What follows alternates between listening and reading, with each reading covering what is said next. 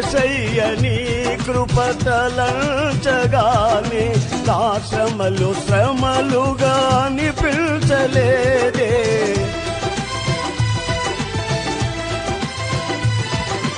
యేసయ్య నీ కృపతలంచగానే నా శ్రమలుగా అనిపించలేదే. నీవు నాకిచ్చే మహిమ ఎదుట ఇవి ఎల్ల తగినవి కావే. నీవు నాకిచ్చే మహిమ ఎదుట ఇవి ఎల్ల తగినవి కావే.